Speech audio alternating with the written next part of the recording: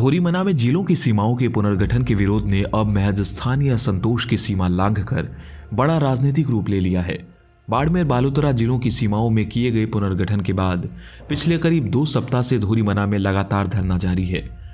इस धरने की अगुवाई कर रहे कांग्रेस के वरिष्ठ नेता और पूर्व मंत्री हेमाराम चौधरी अब आंदोलन का चेहरा ही नहीं बल्कि सरकार के लिए सीधी चुनौती बनते नजर आ रहे हैं। धरने को अब तक बाड़मेर जैसलमेर सांसद उमेदाराम बेनीवाल, बायतू विधायक एवं पूर्व मंत्री हरीश चौधरी सहित कई कांग्रेस के नेता अपना समर्थन जता चुके हैं। लेकिन सियासी तापमान उस वक्त और चढ़ गया जब 14 जनवरी को धोरीमना में जन आक्रोश रैली की घोषणा हुई। इस रैली में प्रदेश कांग्रेस अध्यक्ष गोविंद सिंह डोटासरा और पूर्व उप मुख्यमंत्री सचिन पायलट की मौजूदगी तय मानी जा रही है। वहीं विधानसभा में नेता प्रतिपक्ष टीकाराम जूली भी धोरीमना आएंगे, इसकी पूरी संभावना है। प्रदेश स्तर के इन चेहरों की उपस्थिति ने साफ कर दिया है कि कांग्रेस इस मुद्दे को लेकर स्थानीय विरोध तक सीमित रखने के मूड में नहीं है।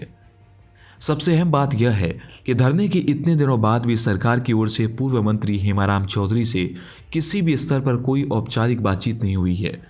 राजनीति गलियारों में इसे सरकार के अड़ियल रुख के रूप में देखा जा रहा है। यही कारण है कि अब सवाल उठ रहे हैं, क्या सरकार अपने फैसले पर पुनर्विचार के लिए तैयार नहीं है या फिर वह आंदोलन को थकाकर खत्म होने देने की रणनीति पर काम कर रही है। पहले यह जन आक्रोश रैली 13 जनवरी को प्रस्तावित थी, लेकिन शीर्ष नेताओं की उपलब्धता और सहूलियत को देखते हुए इसे एक दिन आगे बढ़ाकर 14 जनवरी कर दिया गया। स्थानीय स्तर पर विधायक हरीश चौधरी और सांसद उमेदाराम बेनीवाल की मौजूदगी भी तय मानी जा रही है।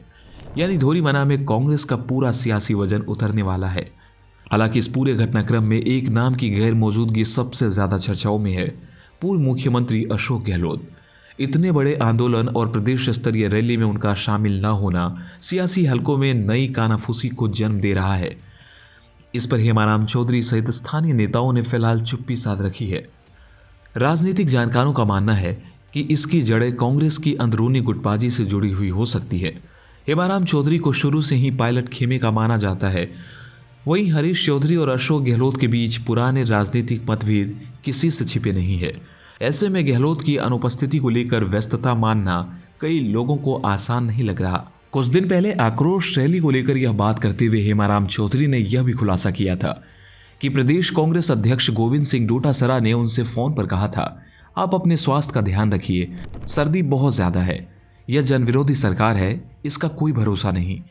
इस बयान के बाद यह कयास और मजबूत हुए हैं कि सरकार के सख्त और टकराव वाले रुख को देखते हुए हेमाराम चौधरी धरने और विरोध प्रदर्शन को किसी सम्मानजनक राजनीतिक मोड़ पर ले जाना चाहते हैं।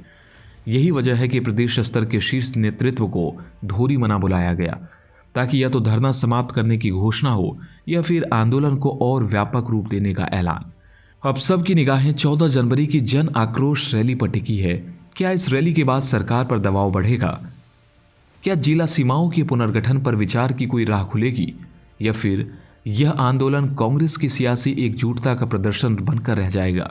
फिलहाल इतना तय है कि धोरीमना का यह धरना अब केवल एक स्थानीय प्रशासनिक फैसले का विरोध नहीं रहा, बल्कि यह राजस्थान की राजनीति में शक्ति संतुलन, नेतृत्व और रणनीति की बड़ी परीक्षा बन चुका है।